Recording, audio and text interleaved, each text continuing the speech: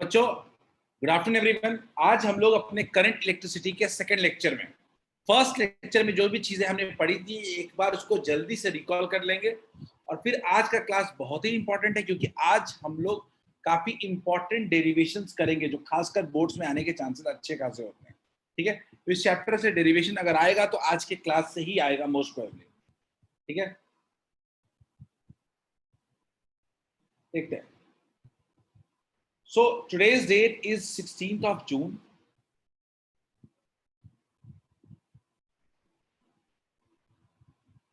और last lecture में देखते हैं हमने क्या क्या पढ़ा था। तो अगर लास्ट लेक्चर की बात करूं तो लास्ट क्लास में सबसे पहले हमने पढ़ा था what do we mean by electric current. हमने इलेक्ट्रिक करंट के बारे में पढ़ा था, it is nothing but rate of flow of charge. Rate of flow of charge, इसको फॉर्मूला पढ़ा था I equals to Q by T. Clear है? हमने इसके बारे में बात किया था कि इसका यूनिट जो होता है वो क्या होता था, यूनिट इसका होता था एम्पियर। हमने इसके बारे में और बात किया था, it is a scalar quantity. हमने देखा था कि जो करंट का डायरेक्शन होता है, करंट का जो डायरेक्शन होता है वो क्या होता है, इलेक्ट्रॉन्स के फ्लो के ऑपोजिट डायरेक्शन में होता है करंट का डायरेक्शन। क्लियर है? इसके बाद हमने बात किया था एवरेज करंट के बारे में। एवरेज करंट के बारे में बात किया था। एवरेज करंट क्या होता है? हमने एवरेज करंट के बारे में बात किया था, total charge phloem per unit total time taken. और अगर वही इंस्टेंटेनियस करंट की बात करते हैं तो वो होता था dq अपॉन dt।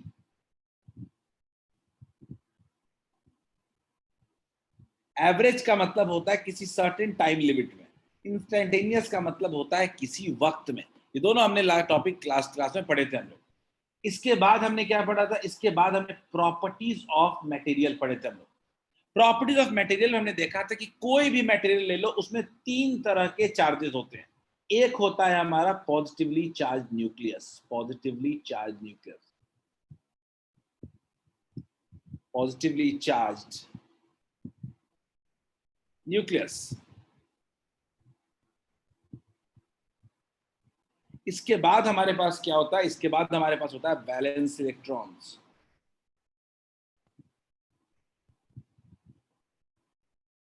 और तीसरा होता है free electron, free electron. Clear? तीन तरह के चार्ज पार्टिकल होते हैं कुल मिला के हमारे पास। याद रखना है कि पॉजिटिवली चार्ज न्यूक्लियस और वैलेंस इलेक्ट्रॉन, ये दो जो हमारे होते हैं ये दोनों को हम लोग बाउंड चार्ज कहते हैं। बाउंड चार्ज क्योंकि ये फिक्स होते हैं, ये मूव नहीं करते, ये बाउंड चार्ज हैं। और बाउंड चार्ज का करंट से कोई लेना देना नहीं होता है। अगला होता है फ्री इलेक्ट्रॉन। अगला होता है free electron. Free electron basically क्या होता है, वो इलेक्ट्रॉन जो इजिली मूव कर सकता है।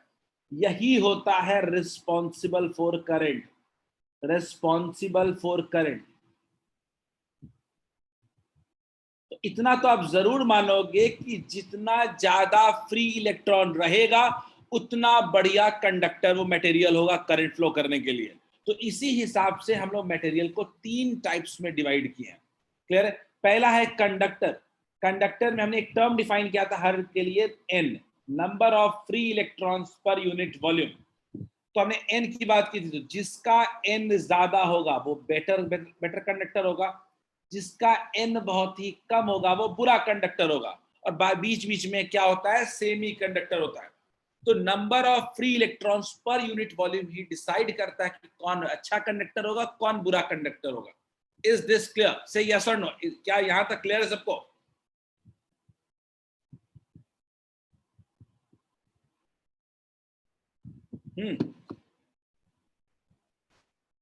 यहां तक क्लियर है तो हम आगे बढ़ेंगे। ओके, अगला, इसके बाद हमने बात किया था इलेक्ट्रिक करंट इन कंडक्टर्स। डेरिवेशन आपको यहां तक कराया था मैंने लास्ट क्लास में आपको। इलेक्ट्रिक करंट इन कंडक्टर्स, मान लीजिए आपको एक सीधा सीधा वायर लिया और वायर को कट करके आपको हाथ में दे दिया, बोला देखो इसमें करंट फ्लो कर रहा है क्या? तो आप नॉर्मली जानते हो कि उसके अंदर कोई करंट फ्लो नहीं कर रहा है, लेकिन आप उसके अंदर जाके देखते हैं कि क्या हो रहा है। तो उसके अंदर जाके जब हमने देखा, तो यार कॉपी में लिखा हुआ है आपके, हमने देखा कि जो एवरेज वेलोसिटी है टोटल, जो एवरेज वेलोसिटी है सबका, वो क्या आ रहा है, वो जीरो आ रहा है। Average velocity is zero, average velocity is zero. अगर एवरेज वेलोसिटी हमारा जीरो है, इसका मतलब क्योंकि इलेक्ट्रॉन्स क्या हो रहे हैं, रैंडम मोशन में मूव कर रहे हैं, तो एवरेज वेलोसिटी मेरा क्या है, जीरो है। तो मतलब एक अगर क्रॉस सेक्शन ले लूं अगर, तो जितना इलेक्ट्रॉन एक लेफ्ट टू राइट ट्रांसफर होगा, उतना ही राइट टू लेफ्ट भी ट्रांसफर होगा। इज इट क्लियर क्या? अगर मेरा एवरेज वेलोसिटी जीरो है, मतलब कोई एक डायरेक्शन में नेट वेलोसिटी नहीं मिल रहा है, तो कोई एक डायरेक्शन में नेट फ्लो ऑफ चार्ज भी नहीं मिलेगा। तो मैंने ये भी बताया था आपको, इस केस में करंट कितना हो जाएगा, जीरो। क्या यहां तक आपके कॉपी में सब कुछ लिखा हुआ है? बोलिए।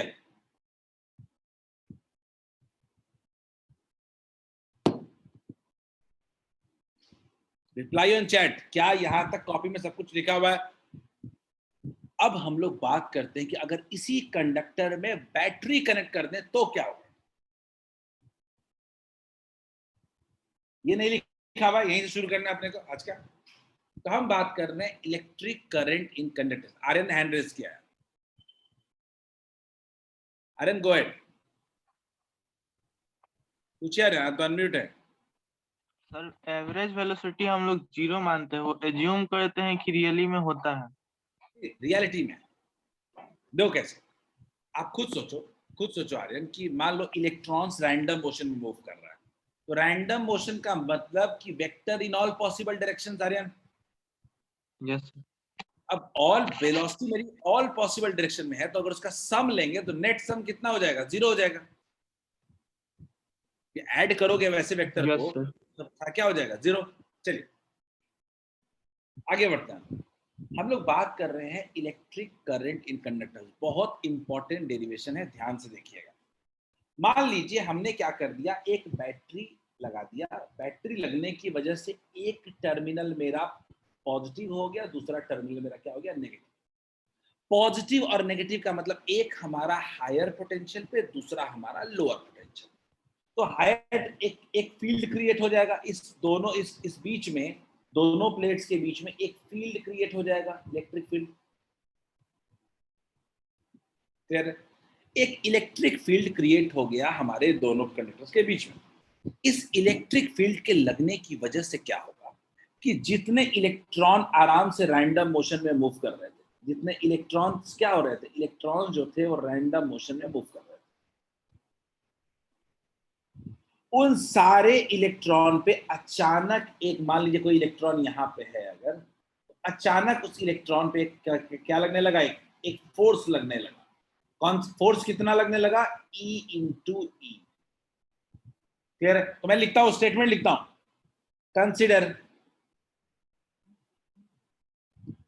या कंसिडर नहीं, a battery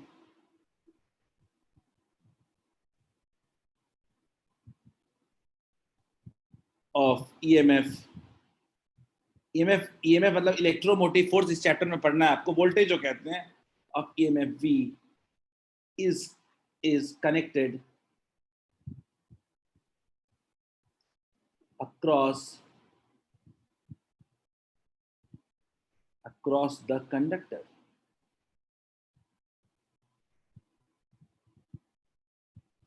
across the conductor हमने एक बैटरी कनेक्ट कर दिया, इसके वजह से कंडक्टर में क्या हो गया, इलेक्ट्रिक फील्ड सेटअप हो गया। हेंस इलेक्ट्रिक फील्ड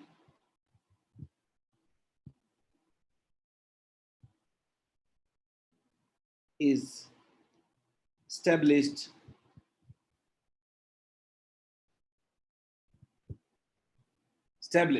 ठीक है, electric field between across two ends, across. मैं जो भी चीजें बोल रहा हूं वो लिखना भी अपने को, अक्रॉस टू एंड्स। ठीक है, अब हम जानते हैं कि एक V लगाने की वजह से अगर E स्टेब्लिश हो गया है, तो हमको V और E के बीच का रिलेशनशिप याद होना जरूरी है। V और E के बीच का रिलेशनशिप कितना है देखते हैं।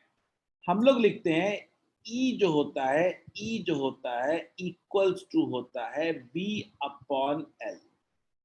फील्ड जो होता है वो क्या होता है, potential difference upon per unit length. तो हमने क्या देखा, ई जो है जो एस्टेब्लिश हुआ है वो क्या है, वी अपॉन एल, हमने लगा दिया।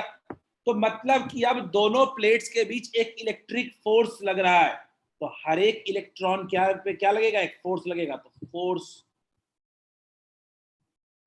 on each electron will be on each electron, हर एक इलेक्ट्रॉन पे क्या लगेगा, एक फोर्स लगेगा। कितना, F equals to minus e into e, क्योंकि इलेक्ट्रॉन एक नेगेटिव चार्ज है, जो फोर्स लगेगा वो फील्ड के ऑपोजिट डायरेक्शन में लगेगा। किसी भी इलेक्ट्रॉन पे जो फोर्स लगेगा, किसी भी इलेक्ट्रॉन पे जो फोर्स लगेगा वो कैसा लगेगा, किसी भी इलेक्ट्रॉन पे जो फोर्स लगेगा वो लगेगा opposite to the direction of field, opposite to the direction of field. कितना लगेगा, E इंटू ई। क्लियर है, इज दिस क्लियर, क्या सबको इतना क्लियर है? बैटरी के नेक्स्ट में क्या लिखा हुआ है, battery of EMF, EMF electromotive force, EMF मतलब वोल्टेज, सीधा सीधा लिख सकते हो वोल्टेज। अनुष्का क्या रिपीट करना है? सर ये E is equal to V by L लिखे हुए हैं ना, हाँ। ये यहाँ एक बार रिपीट कर दीजिए। मैंने बोला अनुष्का, याद करिए कि मैंने बताया था आपको कि पोटेंशियल डिफरेंस जो होता है डीवी इक्वल्स होता था minus times E into DL, नहीं बताया था क्या हमने? क्लियर है क्या, क्या आपने ये पढ़ा था क्या कि डीवी इक्वल्स क्या होता है, माइनस ई इंटू डीएल। तो याद करिए E इक्वल्स टू क्या नहीं आता था क्या, डीवी अपॉन डीएल। ये दोनों फॉर्मूले हमने पहले पढ़ रखे हैं ना, तो हमने इसी से लिखा, इसी से लिखा हमने कि E इक्वल्स टू क्या हो गया, V अपॉन लेंथ हो गया, potential difference per unit length. उसी इस इलेक्ट्रिक फील्ड की वजह से हर एक इलेक्ट्रॉन पे एक फोर्स लगा, E इंटू ई। दीक्षा जो आपने सवाल पूछा है इसका जवाब मैं देता हूं, ठीक है?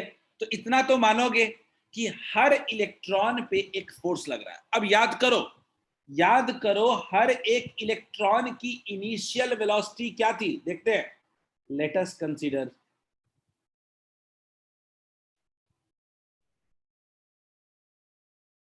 initial velocities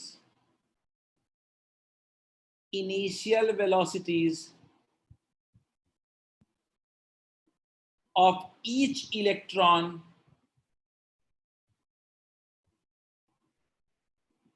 be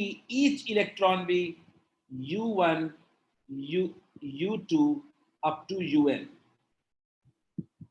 un and final velocities be v1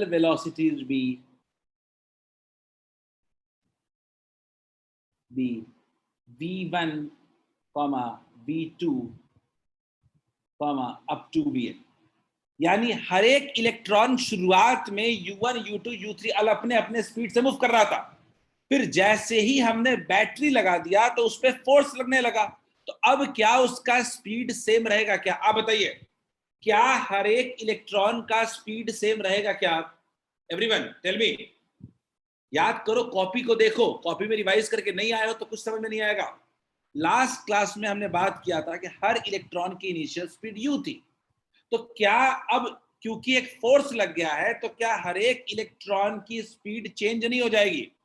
क्या हर एक इलेक्ट्रॉन का स्पीड अब u की बजाय क्या हो जाएगा, v हो जाएगा क्या? अब आगे बढ़ते हैं, देखते हैं। मैं लिखने का टाइम दूंगा, पूरा समझ लो पहले। तो हम क्या लिख सकते हैं, अगर मैं बोलूं कि पहले इलेक्ट्रॉन का v अगर लिखूं, v1 निकालने की कोशिश करूं, तो क्या लिख सकता हूं, क्या v1 इक्वल्स टू कितना हो जाएगा, u1 प्लस एक्सेलरेशन कितना है, एक्सेलरेशन कितना है, minus E by M into T1। उसी तरीके से मैं अगर बोलूं दूसरे इलेक्ट्रॉन का बोलूं तो कितना हो जाएगा, u2 प्लस माइनस लगा हुआ है minus E by M into T2। और इस तरीके से सारे इलेक्ट्रॉन का अब हम लोग फाइनल वेलोसिटी निकाल लेते हैं। कितना हो जाएगा, UN plus minus E by m into Tn. Is it clear? क्या मुझे बताओ। अच्छा एक सिंपल सी बात है, सारी इलेक्ट्रॉन की initial speed u1 u2 u3 u4। अब हमने ये फोर्स लगा दिया बाहर के बैटरी की वजह से, तो हर इलेक्ट्रॉन की स्पीड में चेंज आ गया। और v इक्वल्स टू क्या होता है? u प्लस at होता है। बोलिए, अगर आपने यहां ऊपर में लिखा था कि फोर्स अगर इतना लग रहा है तो फोर्स इक्वल्स टू क्या होता है? Acceleration, mass into acceleration. तो क्या एक्सेलरेशन नहीं लिख सकते हैं आप? e into E by M नहीं हो सकता? बोलिए, कोई तकलीफ है क्या? यहां पे कोई दिक्कत है क्या? अगर फोर्स पता चल जाए तो क्या हम एक्सेलरेशन नहीं निकाल लेंगे? अब हर इलेक्ट्रॉन का अपना अपना वेलोसिटी हो गया। हमारा फोकस एक इलेक्ट्रॉन की वेलोसिटी पे नहीं है, हमारा फोकस एवरेज वेलोसिटी पे है। तो अब हम क्या लेंगे? बी एवरेज, एवरेज वेलोसिटी लेंगे। ये दूसरा फिगर बनाने की जरूरत नहीं है, एक ही बनाना है बस आपको। एवरेज वेलोसिटी क्या लिखेंगे? v1 plus v2 plus up to vn divided by n। ठीक है, क्लियर है? देखते हैं। तो अगर मैं यहाँ पे v एवरेज निकालने की कोशिश करूं तो मैं पूरा यूज करूंगा पूरे स्लाइड को। तो क्या लिखूंगा? v1 इक्वल टू क्या था?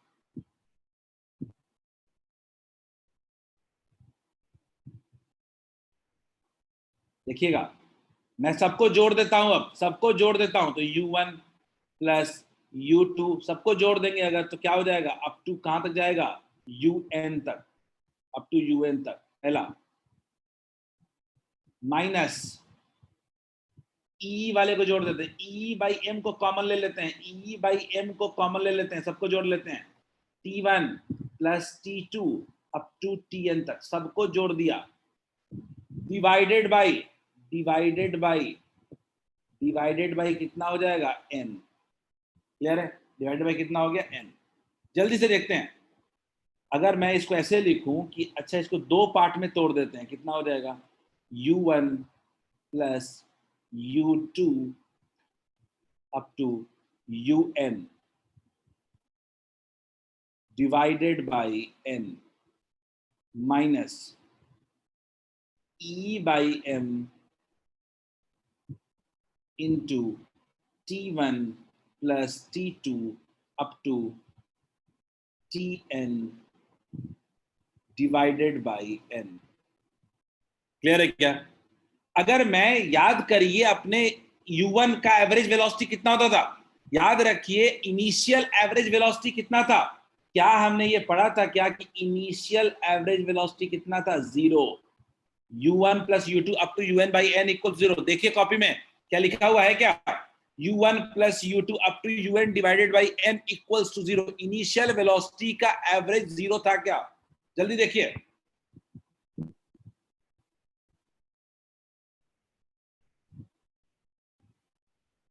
तो क्या बचा? माइनस ई बाई एम बचा, माइनस ई बाई एम। और एक टर्म बचा T1 plus T2 up to Tn divided by n। Clear है? यहाँ पे एक बड़ा इंपॉर्टेंट टर्म हमारे लिए लिखना है अपने को, वो है रिलैक्सेशन टाइम। रिलैक्सेशन टाइम, मैं इसको यहाँ पे लिख रहा हूँ साफ साफ। रिलैक्सेशन टाइम एक टर्म आता है, रिलैक्सेशन टाइम। रिलैक्सेशन टाइम क्या कहता है? रिलैक्सेशन टाइम कहता है average time duration between two consecutive collisions. लिखते हैं हम लोग, डिफाइन करते हैं इसको। it can be defined as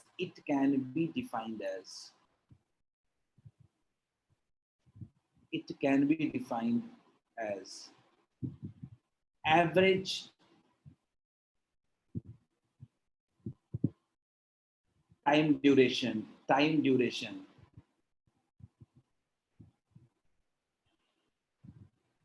between two consecutive collisions. Two consecutive collisions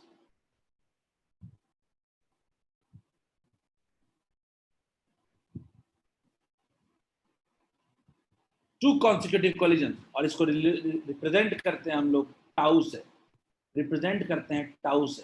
tau equals to होता है T1 plus T2 upon Tn divided by n। Clear है? तो बोलिए, क्या एक नया टर्म हमने इंट्रोड्यूस कर दिया क्या? Relaxation time. क्या होता है?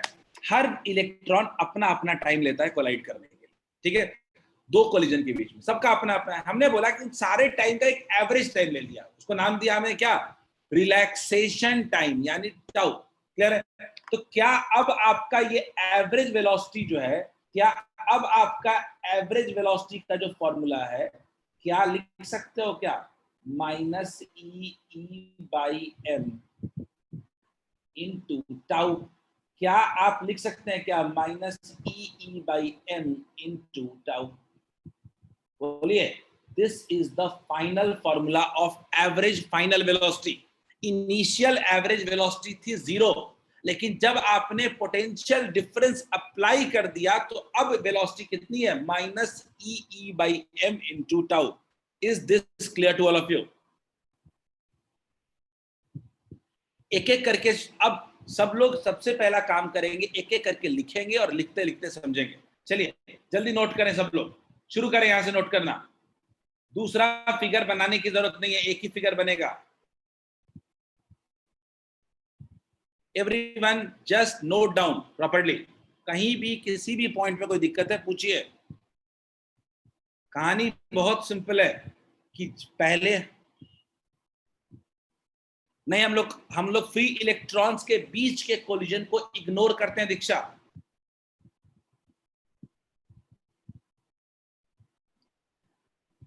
जो आपने सवाल पूछा है वो समझ लीजिए। दीक्षा ने सवाल पूछा, दीक्षा समझिएगा। हमने क्या माना है कि मान लीजिए इलेक्ट्रॉन जो है हमारा वो एक बार एक बाउंड चार्ज से दूसरे बाउंड चार्ज पहुंच रहा है, ठीक। याद रखिए कि जो इनिशियल स्पीड मान लीजिए कि यहां से शुरू जो कर रहा है तो उसकी इनिशियल स्पीड u है और फाइनल स्पीड उसकी v है। क्लियर है? इनिशियल स्पीड उसका u है और फाइनल स्पीड v है, और इसके बीच टाइम लग रहा है t। क्लियर है? अगर मैं पहले इलेक्ट्रॉन की बात करूं तो u1 v1 t1। अगर कोई दूसरा इलेक्ट्रॉन होगा तो उसका कितना होगा? u2 v2 और t2। हर इलेक्ट्रॉन अपना अपना कोलिजन कर रहा है। चलिए लिखिए जल्दी से।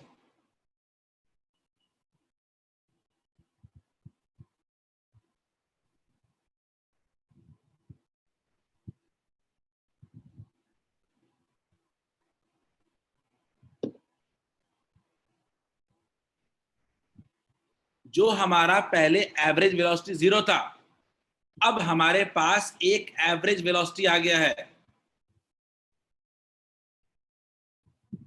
सब लोग पहला स्लाइड लिख लो तो बोलो।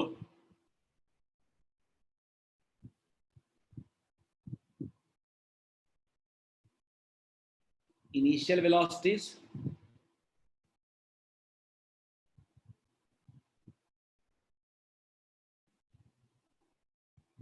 मैं यहां पे एक लाइन और लिख रहा हूं। Time taken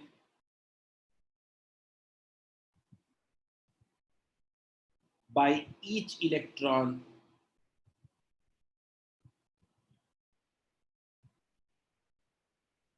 between two successive collisions be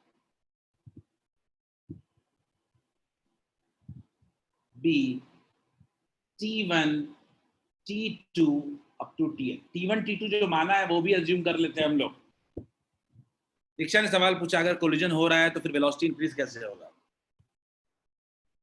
पहले इंक्रीज होगा, जब कोलाइड करेगा तो डिक्रीज होगा ना। दीक्षा ऐसा नहीं है। हम मानते हैं कि एक कोलिजन से दूसरे कोलिजन जब जा रहा है तो वो एक फील्ड में मूव कर रहा है और उस पर फोर्स लग रहा है, और फोर्स लगने की वजह से उसकी स्पीड चेंज हो रही है। मैं इंक्रीज डिक्रीज की बात मत करो, वेलोसिटी चेंज हो रहा है क्योंकि एक एक्सटर्नल फोर्स उस पर लग रहा है। क्लियर है? और हम कोलिजन के बाद कितना एनर्जी लूज होगा इस पे बात नहीं कर रहे हैं अभी। क्या दो कॉन्सिक्यूटिव कोलिजन के बीच में पहले मेरी स्पीड u थी और अब क्या स्पीड चेंज हो गया है? क्या बिल्कुल हो गया।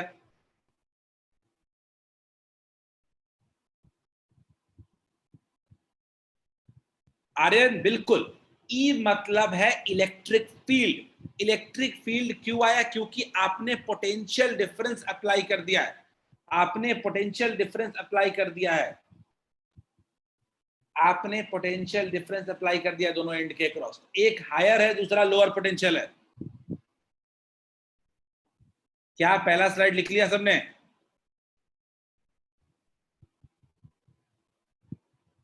जल्दी नोट करें और याद रखना, अगर जो पिछला क्लास बिल्कुल पढ़ के नहीं आए हो, भूल जाओ, कुछ समझ में आएगा।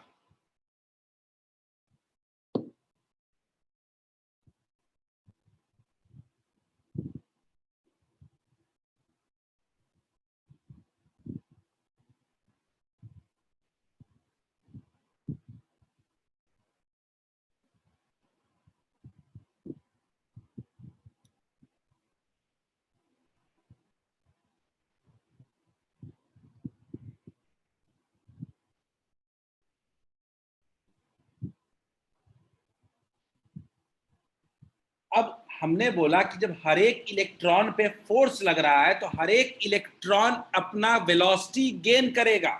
हर एक इलेक्ट्रॉन की वेलोसिटी चेंज होगी। पहले u था तो v इक्वल्स टू क्या होता है? u plus at।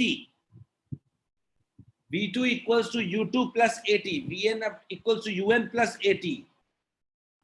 मैंने बोला कि मुझे अब एवरेज वेलोसिटी निकालना है। तो एवरेज वेलोसिटी क्या होता है? Total velocity upon n। सबकी वेलोसिटी को जोड़ दिया, डिवाइड बाय n। तो एवरेज निकाला तो इसके दो पार्ट है। पहला पार्ट तो u1 plus u2 up to un by n है, वो 0 होता है।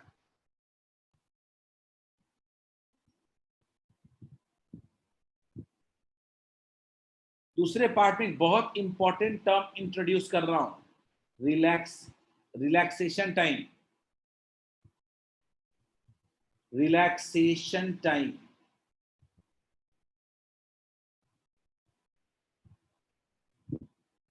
ये रिलैक्सेशन टाइम होता है average time between two collisions. दो कोलिजन के बीच का एवरेज टाइम बहुत छोटा होता है। ये टाउ जो होता है ये बहुत ही छोटा होता है। ये almost 10 to the power -14 second के रेंज में होता है। याद रखिएगा, 10 टू द पावर -14 सेकेंड। सोचो कितना कम होता है। दो कोलिजन के बीच में टाइम बहुत ही कम होता है। अब देखो, हर इलेक्ट्रॉन अपना अपना टाइम ले रहा है। हमने बोला कि अलग अलग टाइम लेने से कोई फायदा नहीं है। हमने क्या ले लिया? इस पूरे टाइम का एवरेज ले लिया।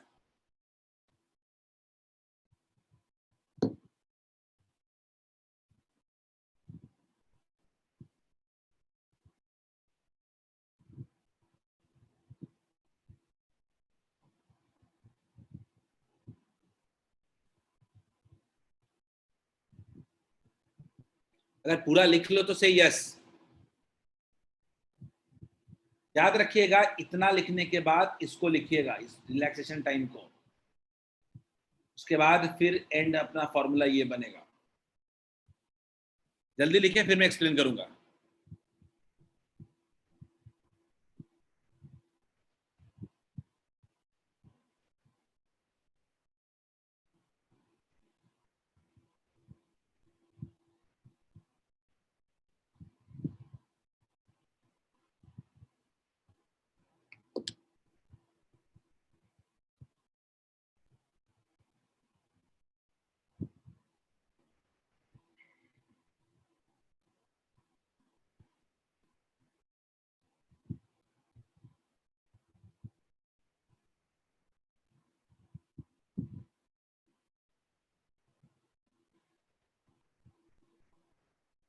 लिख लो तो से यस इफ रिटन।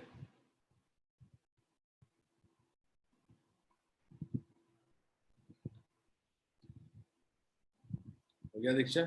ठीक है, बाकी लोग? मुस्का डन, वेरी गुड।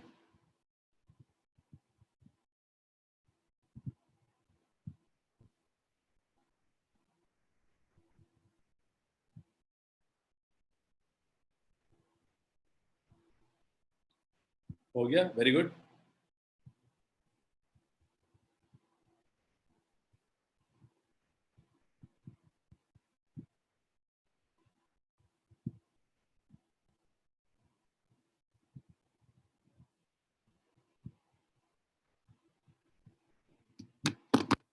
चलिए, काफी लोगों ने लिख लिया। अब मैं आपको बड़ी सिंपल सी बात कह रहा हूं, याद करो दो केस। मैंने दो केस बात किया है, एक बिना बैटरी का, दूसरा बैटरी के साथ। ठीक है, अरे लिखते रहिए, कोई दिक्कत नहीं। बिना बैटरी के साथ देखा तो हमारा एवरेज वेलोसिटी 0 था। एवरेज वेलोसिटी 0 का मतलब क्या था कि जितना इलेक्ट्रॉन लेफ्ट टू राइट जा रहा है उतना ही इलेक्ट्रॉन राइट टू लेफ्ट जा रहा है, कोई करंट फ्लो नहीं किया।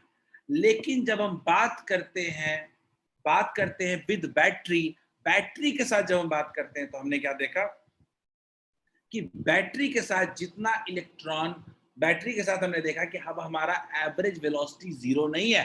अगर हमारा एवरेज वेलोसिटी 0 नहीं है तो हमारा करंट भी 0 नहीं होगा। क्लियर है क्या? हमारा अगर एवरेज वेलोसिटी 0 नहीं है तो हमारा करंट भी 0 नहीं है, और ये धीरे धीरे करके आपको समझ में आएगा। ठीक है, अरे आगे बढ़ रहा हूं मैं। अब एक नया टर्म इंट्रोड्यूस हो रहा है, ड्रिफ्ट वेलोसिटी। निखिल कोई नहीं, कुछ नया नहीं बताया, मैं एक नया टर्म इंट्रोड्यूस कर रहा हूं, ड्रिफ्ट वेलोसिटी। ड्रिफ्ट वेलोसिटी क्या होता है समझने की कोशिश करते हैं। अभी अभी आपने देखा कि एक कंडक्टर को जब बैटरी से कनेक्ट कर देते हैं, एक कंडक्टर को जब बैटरी से कनेक्ट कर देते हैं,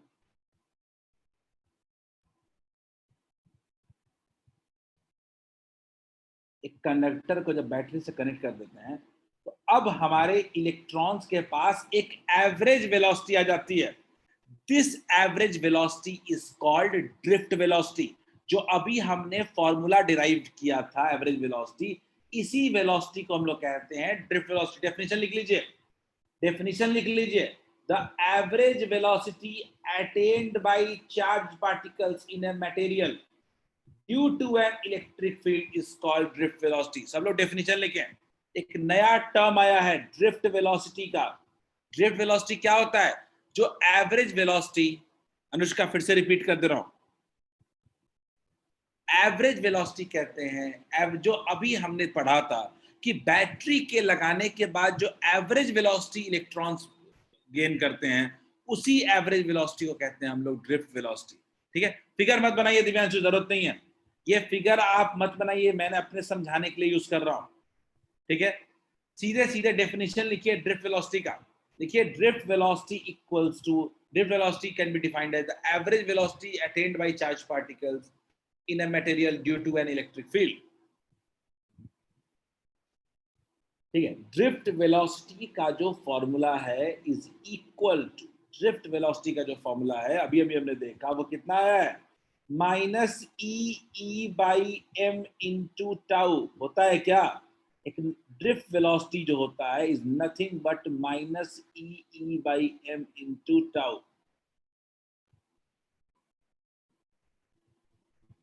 ये ड्रिफ्ट वेलोसिटी का हमने फॉर्मूला डिराइव किया, याद रखिएगा, एग्जाम्पल में आ सकता है, क्वेश्चन में आ सकता है, derive the formula for drift velocity. यही निकालेंगे, drift velocity is equal to minus E by M into tau.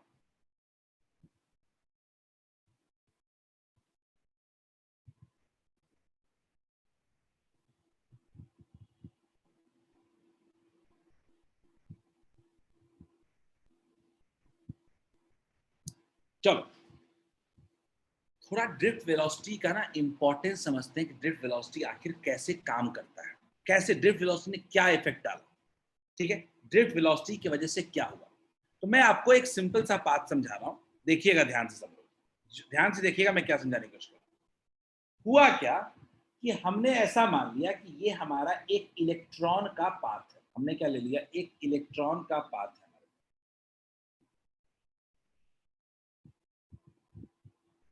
हमारा एक इलेक्ट्रॉन है वो मूव कर रहा है विदाउट पोटेंशियल डिफरेंस। ये कौन सा पाथ है? Without battery, without battery, without battery move कर रहा है। ठीक है, ध्यान से देखना, बिना बैटरी का तो ऐसे मूव कर रहा है। फिर हमने क्या किया कि एक लगा दिया, बैटरी कनेक्ट कर दिया। बैटरी लगने की वजह से क्या लग गया, एक इलेक्ट्रिक फील्ड लग गया, एक इलेक्ट्रिक फील्ड लग गया।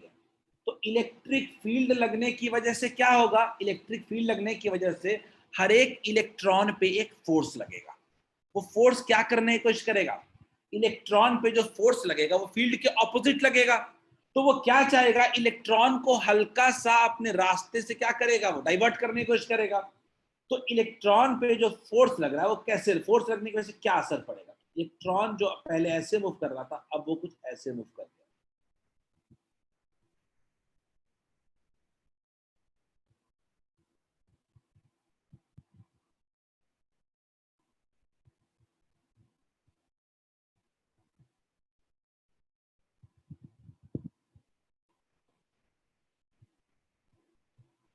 आपको क्या ऑब्जर्व हो रहा है, इस बात को गौर से देखिए आप।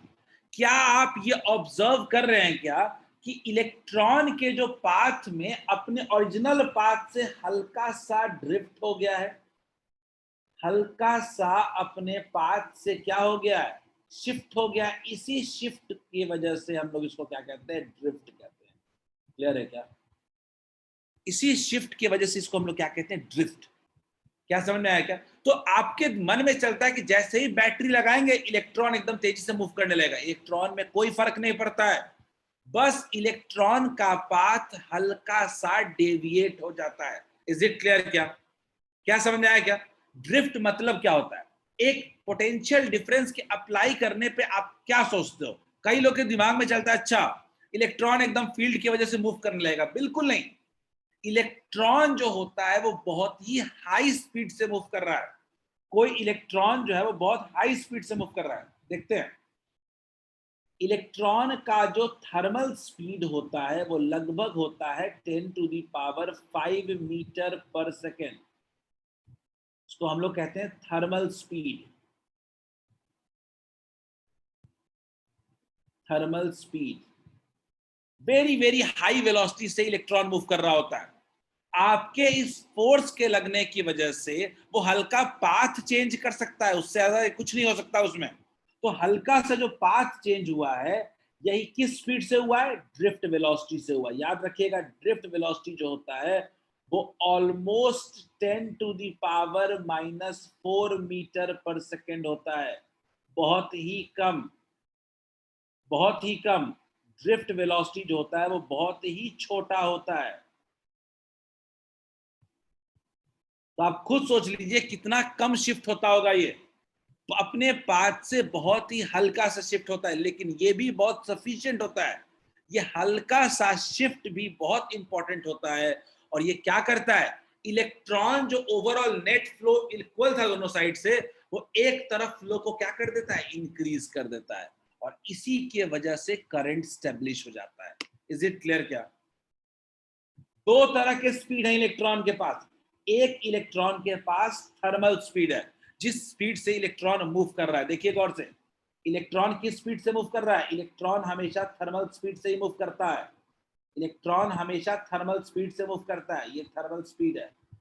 लेकिन इलेक्ट्रॉन फील्ड के ऑपोजिट एक पाथ, एक डाइवर्जन कर रहा है, डाइवर्जन कर रहा है। इस वेलोसिटी को कहते हैं हम लोग ड्रिफ्ट वेलोसिटी। क्या समझ में आया क्या? क्या दोनों वेलोसिटी का फर्क समझ में आया? इलेक्ट्रॉन के पास दो वेलोसिटी है, एक थर्मल वेलोसिटी जिससे वो मूव कर रहा है, और एक ड्रिफ्ट यानी शिफ्टिंग, जिसके वजह से इलेक्ट्रॉन के पाथ में हल्का सा चेंज आया है। इज इट क्लियर क्या? सबको ये बात समझ में आई क्या? ये बहुत कंफ्यूजिंग चीज हो जाती है कभी कभी, हम समझ नहीं पाते कि दो वेलोसिटी का अपना रोल क्या है दोनों का। थर्मल स्पीड मतलब ये वो स्पीड है जिससे इलेक्ट्रॉन्स बहुत हाई स्पीड से मूव कर रहे हैं। आप खुद सोचो ना, बहुत तेजी से कोई गाड़ी जा रही है, वो हल्का सा किसी साइड से टकराएगा तो उसी स्पीड से थोड़े जाएगा, वो तो बस रास्ता चेंज करेगा ना। बोलिए, क्लियर है क्या?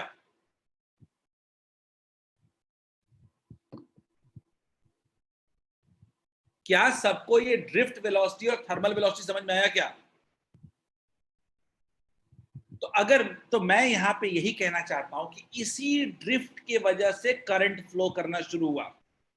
इसी ड्रिफ्ट की वजह से करंट का फ्लो शुरू हुआ है।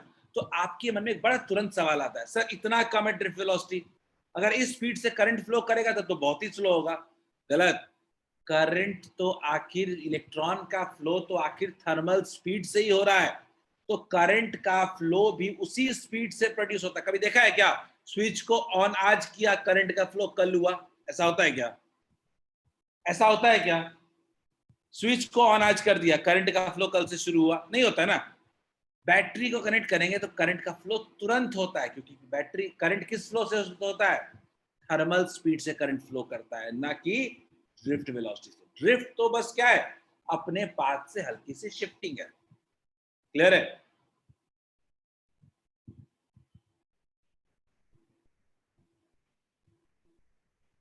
Is it clear?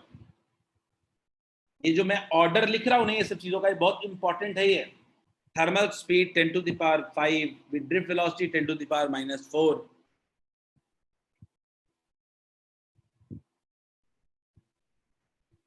भाई जिंदा हो कि नहीं, चैट वैट पे रिप्लाई करो।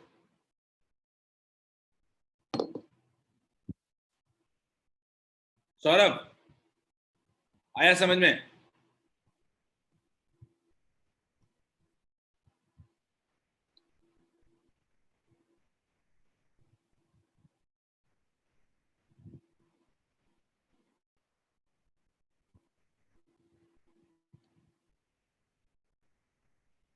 यही ड्रिफ्ट वेलोसिटी की वजह से करंट फ्लो होता है। चलिए, कभी कभी लोग ना ड्रिफ्ट वेलोसिटी को ऐसा समझ लेते हैं कि अच्छा अब इलेक्ट्रॉन इसी स्पीड से मूव करेगा। ऐसा नहीं है, इस स्पीड से इलेक्ट्रॉन मूव करेगा तो कोलिजन भी होगा क्या? कोलिजन भी अगले साल होगा।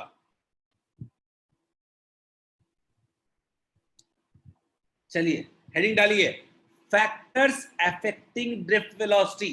कोई फिगर नहीं बनाएगा इसमें, फिगर मैं खुद के समझाने के लिए बनाया हूं। फैक्टर्स अफेक्टिंग ड्रिफ्ट वेलोसिटी, आखिर ये ड्रिफ्ट वेलोसिटी किन किन फैक्टर्स पे डिपेंड करता है? हेडिंग डालिए, फैक्टर्स अफेक्टिंग ड्रिफ्ट वेलोसिटी। हमने एक इतना तो आप जानते हो, इतना तो आपको पता है कि मेरा जो v है, मेरा v जो है अभी अभी निकाला था, v जो है is equal to E into l, और we can say E equals to V upon L। ये तो हम जानते हैं, काम आएगा इसलिए पहले लिख दे रहा हूं। ठीक, देखिएगा, ध्यान दीजिएगा। मैंने बोला कि ड्रिफ्ट वेलोसिटी का जो फॉर्मूला आया, मैं वेक्टर है तो मैं उसका मैग्नीट्यूड लिख रहा हूं सीधा सीधा। मैग्नीट्यूड इक्वल्स टू क्या होता है, E by m into tau, E by m into tau, पूरा मैग्नीट्यूड लिख रहा हूं। क्लियर है? E by m into tau, समझने की कोशिश करते हैं। तो मेरा E के जगह क्या लिख सकते हैं हम लोग? E के जगह लिख सकते हैं क्या, V बाई एल।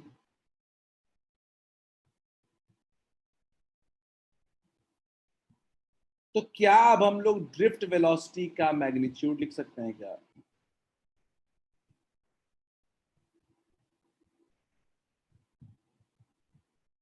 तो क्या ये समझने में आपको दिक्कत है क्या कि जो ड्रिफ्ट वेलोसिटी है is directly proportional to potential difference?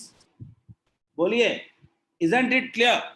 क्या ये नहीं लिख सकते हैं कि अगर पोटेंशियल डिफरेंस बढ़ेगा तो ड्रिफ्ट वेलोसिटी भी बढ़ेगा? और ये तो हम पहले से भी जानते थे, बैटरी का वोल्टेज बढ़ाएंगे तो ड्रिफ्टिंग और बढ़ जाएगी, फील्ड बढ़ जाएगा, फील्ड से फोर्स बढ़ जाएगा। अगर हम पोटेंशियल डिफरेंस बढ़ाएंगे तो फील्ड बढ़ जाएगा, स्ट्रांग हो जाएगा, फील्ड बढ़ेगा तो फोर्स इलेक्ट्रॉन पे लगने वाला बढ़ जाएगा, इलेक्ट्रॉन पे फोर्स बढ़ जाएगा तो ड्रिफ्ट वेलोसिटी बढ़ जाएगा। Is it clear? क्या तो क्या हम कह सकते हैं drift velocity is directly proportional to potential difference? बताइए, समझ आया सबको?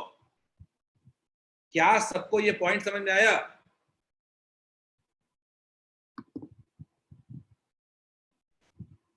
Drift velocity is directly proportional to potential difference applied across the conductor. Nikhil आया समझ में? तमन्ना, दिव्यांशु, हर्षित, मुस्कान, प्रत्युष, प्रकाश, दोनों प्रत्युष, क्या ये पॉइंट समझ में आया? क्लास में अगर एक्टिव रहोगे ना तो ही समझ में आएगा कि भाई पढ़ रहे हो कि नहीं। क्लास में शांति से तुम लोग कहानी सुन रहे हो लग रहा है, डाउट्स नहीं आ रहे कोई भी। मुस्कान, are you there?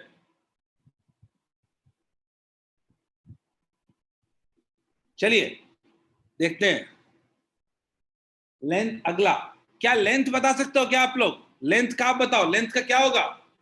Drift velocity length पे कैसे डिपेंड कर रहा है? आप बताओ रिलेशनशिप देख करके। ड्रिफ्ट वेलोसिटी लेंथ पे कैसे डिपेंड कर रहा है? अभिषेक से सही है, बाकी लोग? How drift velocity is depending upon length. बिल्कुल सही है सौरभ, निमेश, दीक्षा, आर्यन सही है, अनुष्का सही है।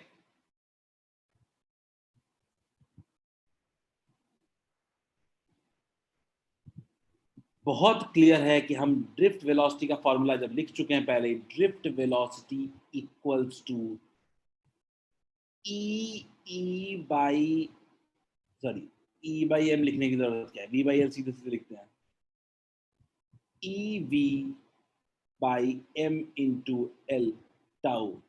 बहुत क्लियर हो जाता है कि मेरा ड्रिफ्ट वेलोसिटी जो है is inversely proportional to length, यानी लेंथ ऑफ कंडक्टर बढ़ेगा तो हमारा ड्रिफ्ट वेलोसिटी क्या होगा? डिक्रीज करेगा।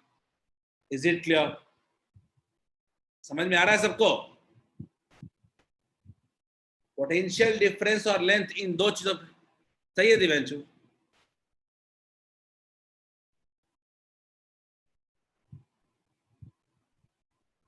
क्या समझ में आ गया? तीसरा तीसरा है फैक्टर है टेम्परेचर। समझते हैं, ड्रिफ्ट वेलोसिटी में इक्वल्स टू फॉर्मूला क्या लिख दिया हमने? E V by M into L into tau. ये मेरा फॉर्मूला है, ये मेरा फॉर्मूला। समझते हैं कि टेम्परेचर पे कैसे डिपेंड करता है। बहुत इंपॉर्टेंट पॉइंट बता रहा हूं, याद रखना। मान लो आप टेम्परेचर को बढ़ाओगे, टेम्परेचर को बढ़ाओगे तो इलेक्ट्रॉन के पास जो एनर्जी है वो भी बढ़ जाएगी, इलेक्ट्रॉन के पास जो थर्मल एनर्जी है वो बढ़ जाएगी। अच्छा, उसका एनर्जी बढ़ेगा तो इलेक्ट्रॉन का स्पीड भी बढ़ जाएगा, थर्मल स्पीड भी बढ़ जाएगा। इलेक्ट्रॉन का अगर थर्मल स्पीड बढ़ जाएगा तो क्या दो कोलिजन के बीच का टाइम नहीं घट जाएगा? बोलिए, क्या अगर हम टेम्परेचर बढ़ाएंगे तो क्या दो कोलिजन के बीच का टाइम डिक्रीज नहीं कर जाएगा? कितने अग्री करते हो? मैं कह रहा हूं कि अगर मान लीजिए एवरेज टाइम जो है दो कोलिजन के बीच का वो टाउ है, टाउ बोले तो रिलैक्सेशन टाइम। तो अगर हम लोग टेम्परेचर को इंक्रीज करेंगे, when we increase temperature,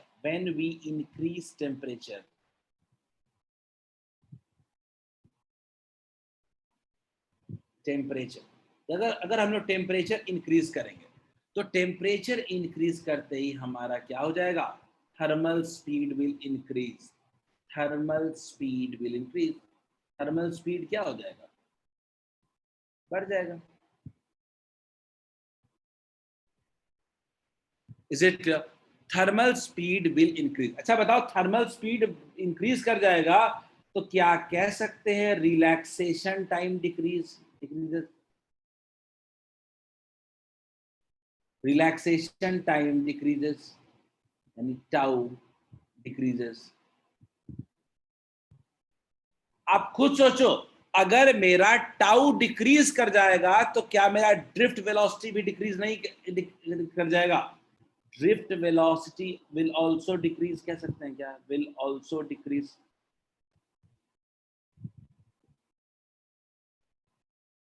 यानी रिलेशनशिप उल्टा हो गया, टेम्परेचर बढ़ाएंगे ड्रिफ्ट वेलोसिटी घटेगा। Is this clear to all of you? अगर हम लोग टेम्परेचर बढ़ाएंगे तो ड्रिफ्ट वेलोसिटी हमारा क्या हो जाएगा? घट जाएगा। एक दिव्यांशु ने पूछा सर कितना डिक्रीज करेगा? बहुत मिनिमल डिक्रीज होता है, लेकिन मिनिमल डिक्रीज क्योंकि क्योंकि टाउ जो होता है खुद ही 10⁻⁻14 होता है, ठीक है? कितना होगा ये जानने की जरूरत नहीं है, लेकिन डिक्रीज करेगा ये हम समझ सकते हैं। क्लियर है दिव्यांशु? क्या सबको समझ में आया? याद रखना, टाउ जो है वो सीधा रिलेटेड टेम्परेचर से है। रिलैक्सेशन टाइम टेम्परेचर पे डिपेंड कर रहा है क्योंकि थर्मल स्पीड की वजह से वो कोलिजन हो रहा है। टेम्परेचर को बढ़ाओगे थर्मल स्पीड बढ़ जाएगा, रिलैक्सेशन टाइम घट जाएगा, रिलैक्सेशन टाइम घटेगा तो फॉर्मूले के हिसाब से ड्रिफ्ट वेलोसिटी भी घट जाएगा। क्या ये क्लियर है सबको? पूरा फिगर बनाने की जरूरत नहीं है, जल्दी जल्दी इसको लिखें सब लोग।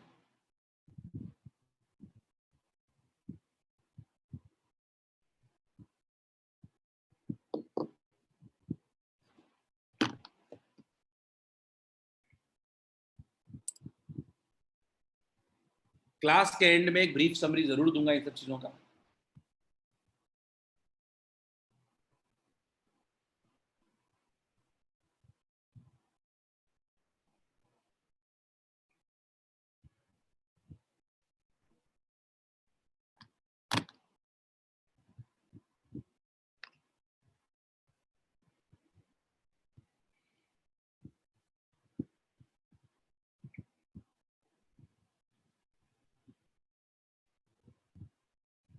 लिख लिया हो तो से at least yes so that we can go ahead.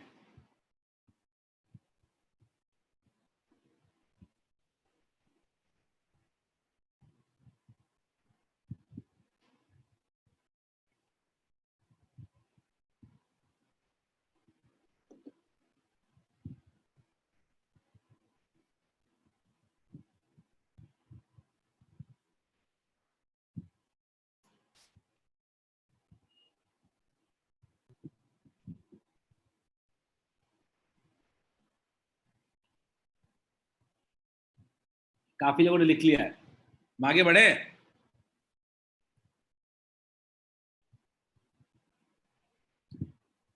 चलो लेट्स मूव अहेड। एक नया टर्म इंट्रोड्यूस होता है मोबिलिटी, ठीक है।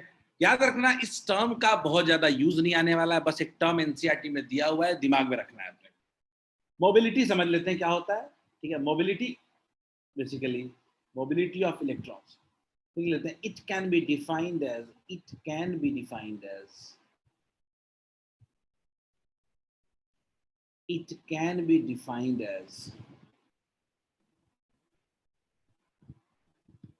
drift velocity per unit electric field,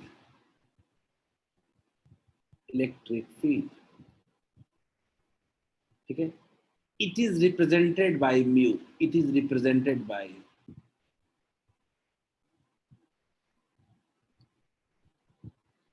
by mu।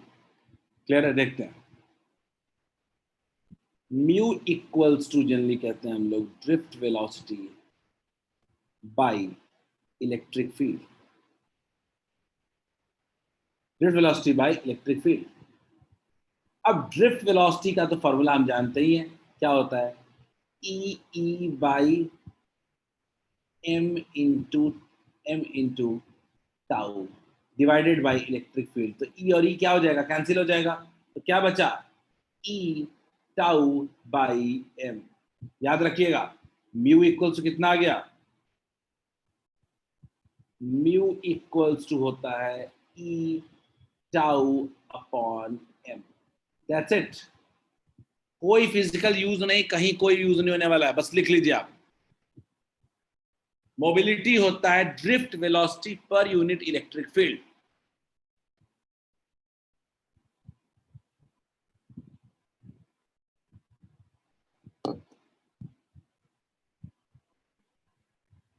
कहीं कोई यूज नहीं होगा, एक टर्म है बस।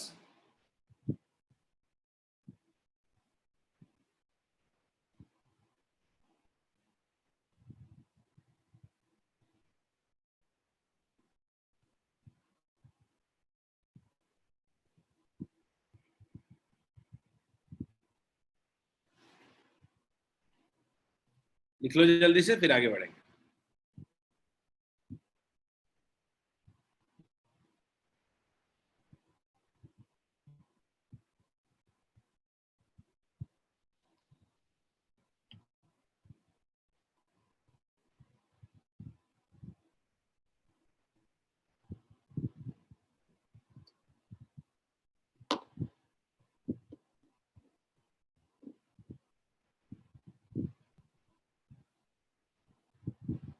वैल्यू ले रहा हूं आर्यन, बस यहाँ पे वैल्यू का यूज करना था।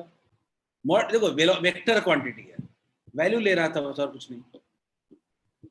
कई जगह वेक्टर फॉर्म में यूज कर लेता है। बोलो लिख लिया, ये तो लिख लिया होगा।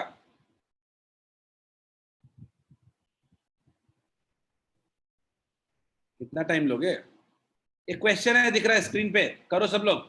एक स्क्रीन पे क्वेश्चन है, ठीक से पढ़े, बड़ा इंपॉर्टेंट थ्योरेटिकल क्वेश्चन है। इसको क्वेश्चन को ठीक से पढ़े एंड ट्राई टू सॉल्व। मैं पोल लॉन्च कर रहा हूं इसके लिए।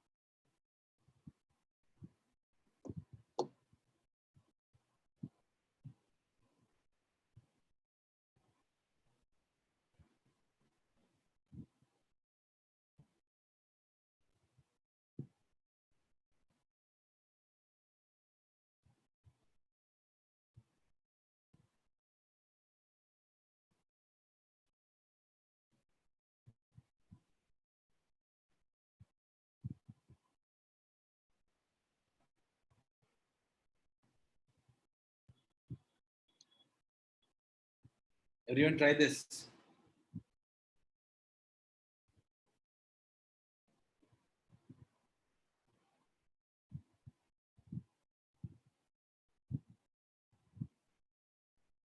ये जो मैं ड्रिफ्ट वेलोसिटी और थर्मल वेलोसिटी का रिलेशनशिप बता रहा था, ये उसी पे बेस्ड क्वेश्चन है। आप अपना व्यू सोचें क्या होगा।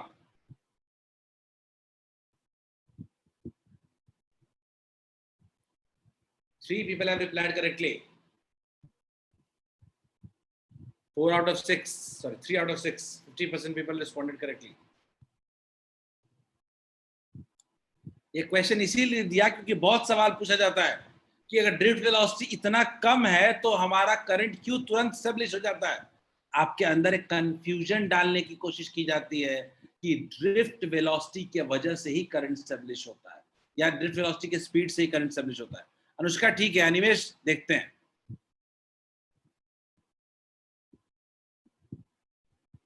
एक एक करके मैं सारे स्टेटमेंट को हम पढ़ने की कोशिश करेंगे। पहला स्टेटमेंट क्वेश्चन पढ़ते हैं। क्वेश्चन क्या कह रहा है? क्वेश्चन कह रहा है drift velocity of electrons in a conducting wire is of order 1 millimetre पर सेकेंड। सही बात है, 1 मिलीमीटर पर सेकेंड मतलब 10 टू द पावर -3 के रेंज में है, तो कम है, ठीक। Yet the bulb glows very quickly after switch is put on. फिर भी बल्ब बहुत तुरंत जल जाता है स्विच ऑन करने के बाद। मतलब सीधा सवाल है कि सर ये ड्रिफ्ट वेलोसिटी इतना कम है फिर भी बल्ब इतनी जल्दी कैसे जल जाता है। अगर आपका सवाल ये है कि सर आपने कहा कि ड्रिफ्ट वेलोसिटी के वजह से ही करंट स्टैब्लिश हो रहा है, सही बात है, लेकिन ड्रिफ्ट वेलोसिटी के स्पीड से ही होता है क्या, ये सवाल है। तो पहला पहला पहला इसका आंसर है random speed of electron is very high. बिल्कुल सही है। ये बहुत सिंपल रीजन यही है, मेन पहले इंपॉर्टेंट रीजन है कि भले ड्रिफ्ट वेलोसिटी बहुत कम है पर रैंडम या थर्मल स्पीड जो है वो बहुत हाई है और करंट जो है वो इसी स्पीड से स्टेब्लिश होता है। आगे देखते हैं। The electrons transfer their energy very quickly through collisions. बिल्कुल सही बात है। याद रखिएगा कि इलेक्ट्रॉन जो है वो बहुत तुरंत अपने कोलिजन्स के थ्रू एनर्जी को क्या कर देते हैं, एक एंड से दूसरे एंड में ट्रांसफर कर देते हैं। बिल्कुल सही है। तीसरा point, electric energy is set up in the wire very quickly. बिल्कुल सही है। Producing a current through each cross section almost instantaneously. इसको थोड़ी देर में तुरंत समझेंगे हम लोग। अगले पॉइंट, इलेक्ट्रिक फील्ड पूरे कंडक्टर में सेट होता है, तो इसके वजह से हर एक छोटे छोटे सेक्शन में इलेक्ट्रॉन की ड्रिफ्टिंग होती है।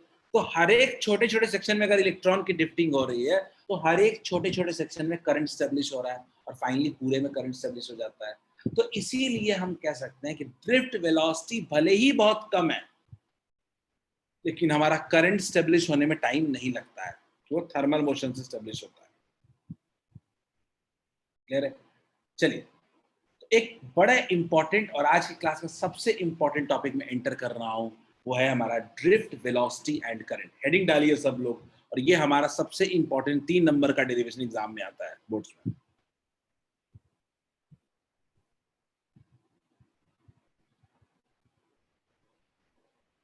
जल्दी से, ठीक है। हाँ, मैं आपको सिर्फ इतना कहूंगा, आपको पहले समझा दूंगा, लिखने के लिए दोबारा ऑर्डर में लिखवा भी दूंगा। तो आप अभी फोकस समझने पे करें, ना कि लिखने पे।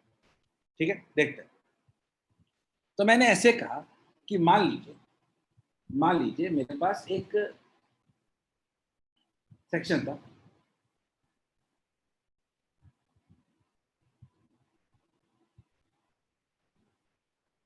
मान लेते P था, Q था और R था और S था। ठीक है, मान लीजिए एक सेक्शन था। ठीक बात। अब मान लीजिए कि ये हमारा एक सेक्शन था, PQRS सेक्शन।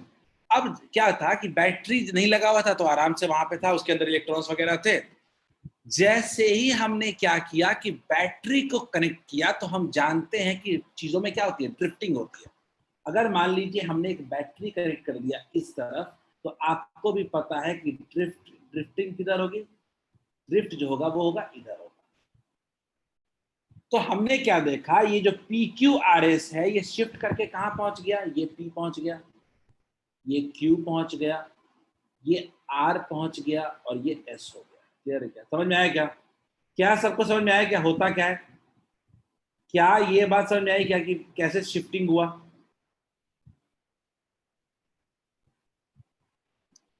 मैंने बोला कि पहले जो PQRS यहाँ पे था वो क्या हो गया, वो थोड़ा सा आगे ड्रिफ्ट कर गया। और ये पूरे कंडक्टर में हुआ है, तो उस जगह पे हुआ कि एक जो एलिमेंट था वो यहाँ से क्या हो गया, बढ़ के आगे चला गया। ठीक बात है, आगे चला गया। अब मैं देख रहा हूं कि मान लीजिए ये अगर आगे शिफ्ट कर गया है, तो आगे शिफ्ट करने की वजह से क्या हम अगर यहां से देखेंगे, इस एक जगह से अगर मैं चेक करूं, अगर मैं देखूं यहां से कुछ, तो क्या हमको ऐसा नहीं दिखेगा कि एक certain amount of charge flow कर गया, इतना एक सर्टेन अमाउंट ऑफ चार्ज क्या हो गया, ड्रिफ्ट फ्लो कर गया? क्या हमको नहीं दिखेगा कि इस एक सेक्शन से इतना अमाउंट ऑफ चार्ज क्या हो गया है, आगे की तरफ ड्रिफ्ट कर गया है? तो ये जो इतना अमाउंट ऑफ चार्ज आगे की तरफ ड्रिफ्ट किया है, तो चार्ज का अगर फ्लो हो गया, तो क्या करंट का फ्लो नहीं कह सकते हम लोग? मैं कह रहा हूं कि अगर मेरे सेक्शन से किसी जगह से अगर इतना चार्ज फ्लो कर गया है, मूव कर गया है, तो हम कहेंगे ना कि इतना चार्ज फ्लो किया है, तो चार्ज की वजह से क्या फ्लो कर गया है, करंट फ्लो कर गया है। क्लियर है? तो इस चार्ज के फ्लो की वजह से करंट का फ्लो स्टेब्लिश हो गया, छोटे से एलिमेंट। कितना होगा हम समझने की अभी कोशिश करेंगे। तो मैं एक अलग सीरीज से फिर से साफ साफ लिख रहा हूं, देखिए। हमने क्या बोला कि ये क्या है, P है और ये क्या है, Q है, और ये क्या हमने ले लिया, R ले लिया, और ये हमने S ले लिया, और यहाँ पे हमने एक सेक्शन ले लिया X ले लिया। ठीक है, X डैश, ये हमने क्रॉस सेक्शन ले लिया। तो हमने बोला, हमने सिंपल सी बात कही, हमने सिंपल से कंसीडर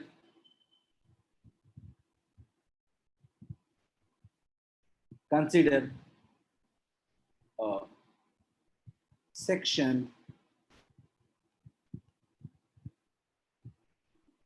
PQRS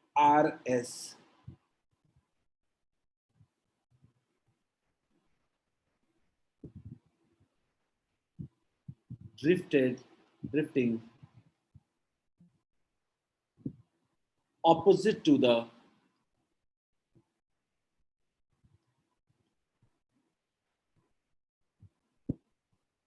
electric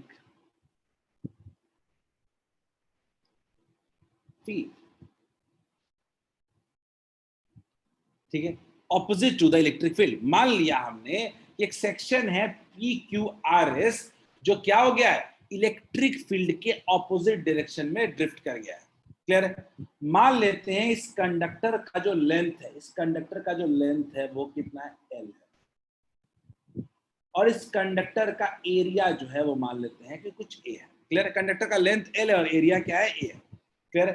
तो हमने बोला कि अगर ये RS से PQ अगर यहां तक शिफ्ट हुआ है ड्रिफ्ट वेलोसिटी से, तो अगर मैं कहूं ये जो QS डिस्टेंस है, ये जो QS डिस्टेंस है, यही मेरा क्या है, ड्रिफ्ट है। क्या कह सकते हैं, let QS equals to drift of RS section in time delta T. मान लेते हैं कि इसका आरएस जो सेक्शन है पूरा का पूरा, इसका डेल्टा टी टाइम में आगे की तरफ ये शिफ्ट है। तो अगर मैं इसको मैथमेटिकली लिखूं तो क्या लिख सकता हूं, वेलोसिटी इनटू टाइम कितना मूव किया है क्यूएस, वेलोसिटी इनटू टाइम कितना डेल्टा टी। बोलिए कह सकते हैं क्या मैं क्यूएस का लेंथ लिख सकता हूं क्या? अगर मैं बोलूं कि यहां से यहां मूव किया है तो क्या ये डिस्टेंस जो है इसको नहीं कह सकते हैं क्या, drift velocity into delta T. बोलिए, आखिर सोचो ना कि वो सेक्शन कितना ड्रिफ्ट किया है। वो सेक्शन जो था आरएस जो था वो कितना शिफ्ट किया है, आरएस जो सेक्शन है वो शिफ्ट किया है पीक्यू। वो कितना शिफ्ट किया है, पीक्यू। क्लियर है क्या, पीक्यू के पास शिफ्ट कर गया है। तो हम कह सकते हैं कि इतना इतना ड्रिफ्ट वेलोसिटी वीडी इनटू क्या हो गया डेल्टा टी। तो आपके दिमाग में एक तो चलना चाहिए कि जो पीक्यू आरएस पूरा का पूरा है इतना वॉल्यूम शिफ्ट कर गया है। तो मैं अगर मैं बोलूं कि इतने इस वॉल्यूम में अगर मैं बोलूं कि नंबर ऑफ इलेक्ट्रॉन्स या फ्री इलेक्ट्रॉन्स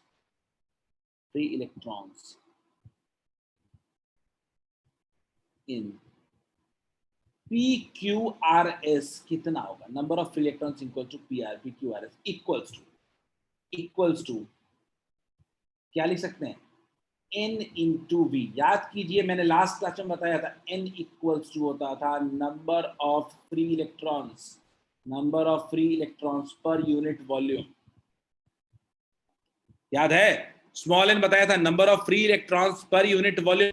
तो क्या हम लिख सकते हैं क्या, total number of free electrons PQRS में कितना होगा इस वॉल्यूम में, तो N इंटू वी हो गया, तो क्या लिख सकते हैं N, वॉल्यूम कितना है, वॉल्यूम है हमारे पास एरिया इनटू डिस्टेंस कितना QS। पूरे का वॉल्यूम लेने जाए तो क्रॉस सेक्शनल एरिया इनटू उसका लेंथ कितना हो जाएगा QS। तो अगर मैं वॉल्यूम लिखूं तो कितना हो जाएगा N into area into QS कितना है BD इनटू डेल्टा T। ये मेरा पूरा का पूरा नंबर ऑफ फ्री इलेक्ट्रॉन्स आ गया। अच्छा, अगर कोई बोले कि PQRS में इतना फ्री इलेक्ट्रॉन है तो अगर मैं बोलूं total charge phloem passing, total charge passing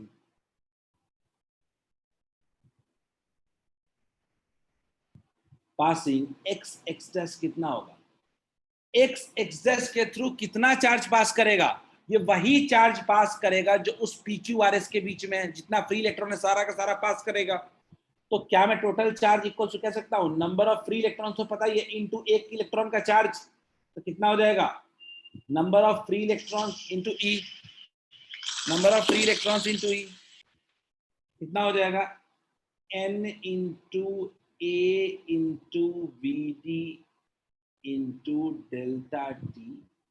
ये नंबर ऑफ फ्री इलेक्ट्रॉन्स हो गया इनटू एक इलेक्ट्रॉन का चार्ज कितना है E। तो टोटल चार्ज कितना आ गया देखिएगा N E A VD into delta T. अगर कोई मेरे से पूछे कि बताओ करंट कितना फ्लो किया है, उस एक करंट थ्रू अगर मैं देखूं current through x dash is equal to Q by T कह सकते हैं क्या हम लोग इसको Q बाई टी कह सकते हैं क्या, Q बाई डेल्टा टी कह सकते हैं क्या। टोटल चार्ज करंट कितना होगा, टोटल करंट कितना होगा Q बाई टी होगा क्या, देखते हैं Q बाई डेल्टा टी तो क्या होगा N E A B D delta T divided by delta T. Clear है, तो डेल्टा टी कैंसिल हो गया क्या। तो क्या एक बड़ा इंपॉर्टेंट फॉर्मूला आ रहा है क्या, I equals to N E A VD, बहुत ही इंपॉर्टेंट फॉर्मूला है, जल्दी इसको नोट डाउन करें पूरा, फिर मैं एंड में समझाऊंगा। शुरू से नोट डाउन करें, शुरू से नोट डाउन करें, फिर मैं एंड में समझा, कोई डाउट होगा तो पूछिए।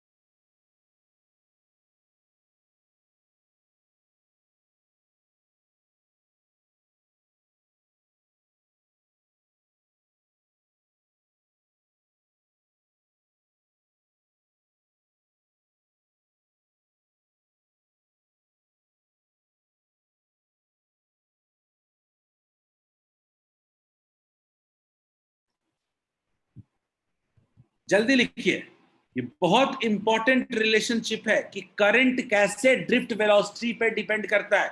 एक ड्रिफ्ट वेलोसिटी की वजह से कैसे करंट स्टेब्लिश हो गया एक छोटे सेक्शन में, और जो एक छोटे सेक्शन में करंट स्टेब्लिश हुआ है वही पूरे वायर में करंट स्टेब्लिश हुआ है।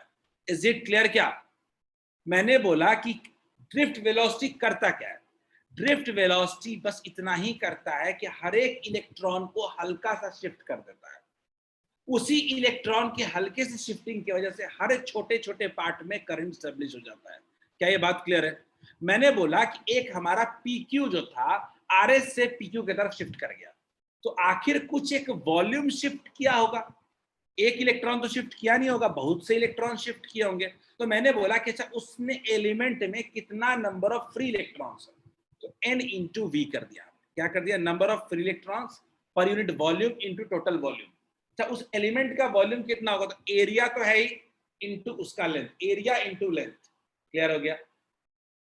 अब हमने उसका total number of free electrons आ गया, तो टोटल चार्ज कितना फ्लो किया वो निकाल लिया। Q इक्वल क्या होता है? N ही होता है। चार्ज से करंट निकाल लिया हमने। क्या सबको ये बात क्लियर समझ में आई कैसे एक ड्रिफ्ट वेलोसिटी की वजह से करंट स्टेब्लिश होता है? ये 3 नंबर का बहुत इंपॉर्टेंट डेरिवेशन है।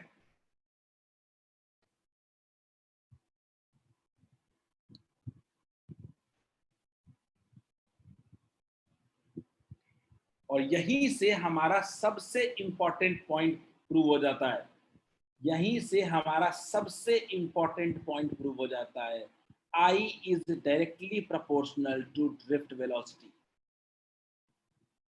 I is directly proportional to drift velocity. Simple. As drift velocity increases,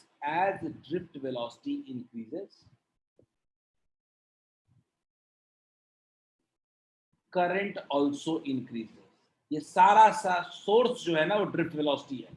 current also increases.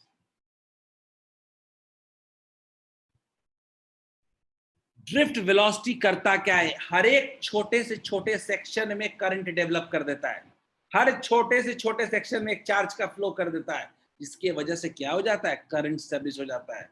क्या मेरी बात समझ में आई क्या?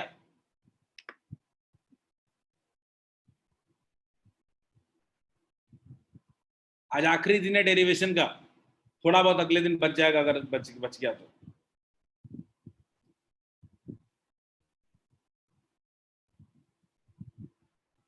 इसी फॉर्मूले का एक रिवाइज्ड वर्जन भी है, इसी को एक और तरीके से भी लिखते हैं, हम लोग लिखते हैं I/A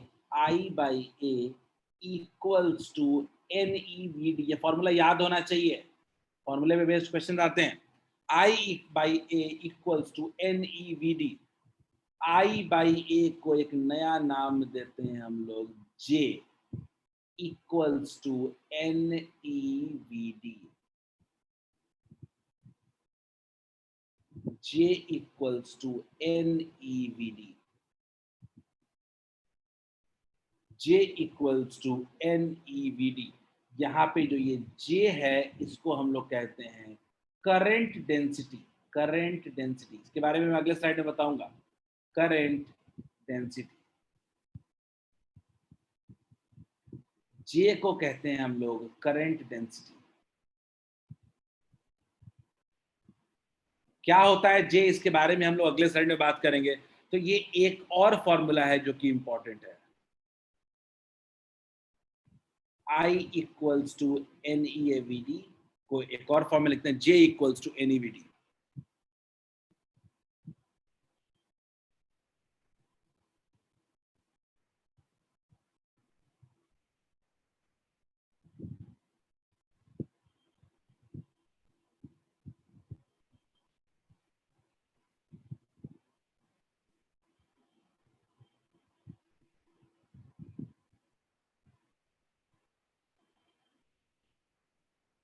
जल्दी लिख लें फिर हम आगे बढ़ेंगे।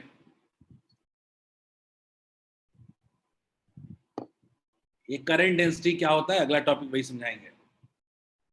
थोड़ा बहुत कभी कभी यूज हो जाता है करंट डेंसिटी भी।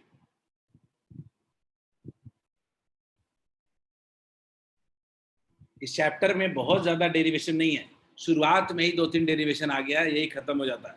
उसके बाद अब सिर्फ और सिर्फ कॉन्सेप्ट्स हैं, समझने वाला और सॉल्व करने वाला। ये टॉपिक ऐसा चैप्टर है जिस चैप्टर में आपको रिवीजन के लिए जो आज 2 लेक्चर में पढ़ाया हो उतना ही है, उसके बाद रिवीजन के लिए कुछ नहीं है, सब दिमाग में फिट करने वाली चीजें हैं। बात करेंगे दीक्षा, बात करेंगे।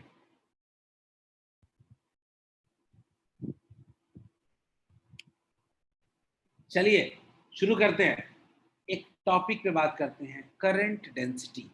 ठीक है, करंट डेंसिटी समझते हैं। ये करंट डेंसिटी क्या होता है, सिंपल सा डेफिनेशन है, कुछ खास इसमें ज्यादा कुछ नहीं है। लिखते हैं हम लोग, it can be defined as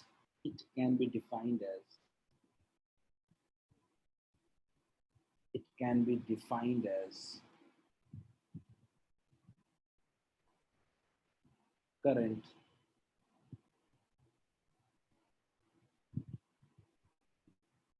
flowing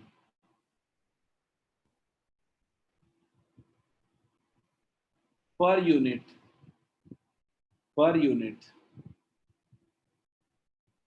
cross sectional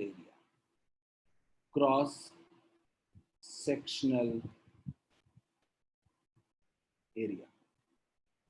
बहुत बड़ा चीज नहीं है, current flowing per unit cross sectional area है। ठीक है, अगर मैं बोलूँ इसका यूनिट क्या होगा, यूनिट अगर बोलूँ, यूनिट तो पता है, क्लियर है, एम्पियर पर मीटर स्क्वायर। अगला, it is a vector quantity.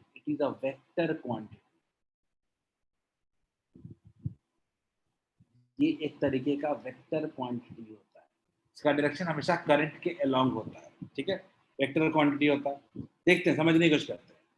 मान लेते हैं कि अगर फॉर्मूला वाइज देखें तो J इक्वल्स टू कितना होता है, J इक्वल्स टू होता है I/A।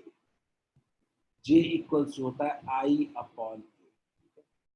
समझने की कोशिश करें कैसे वेक्टर क्वांटिटी होता है।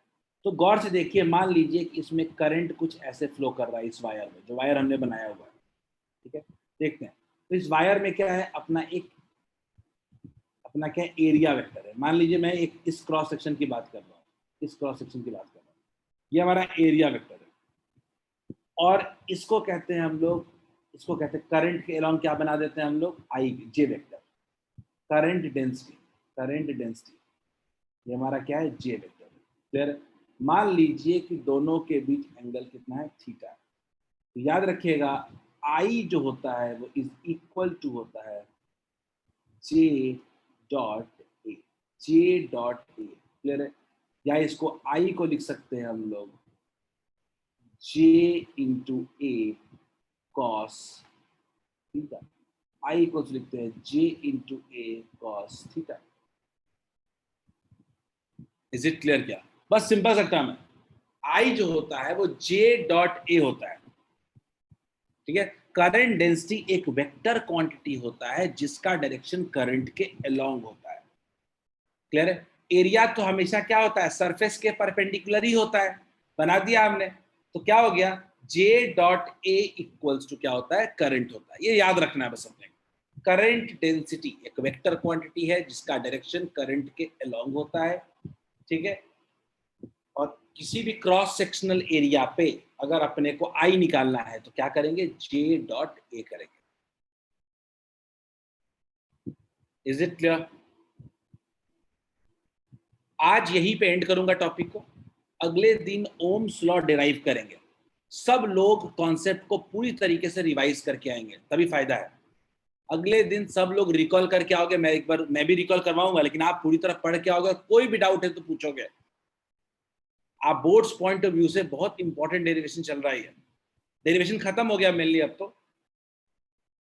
और सब लोग क्लास 10th का ओम्स लॉ पढ़ के आओगे, सबको आता होगा, लेकिन ओम्स लॉ पढ़ लेना, एक बार रिकॉल कर लेना। चलो बच्चों, have a nice day. Divyanshu ने हैंड रेज किया, दिव्यांशु गो अहेड, पूछिए। सर बोल रहे हैं एक बार वो क्वेश्चन वाला स्लाइड लाइए ना वापस से। ठीक है, पूछो। हो गया सर, बस स्नैपशॉट लेना था। तुरंत स्लाइड अपलोड कर दूंगा, टेंशन नहीं है। स्लाइड भी अपलोड हो जाएगा और वीडियो भी अपलोड हो जाएगा 1 घंटे के अंदर में। चलो, okay, bye bye, have a nice day.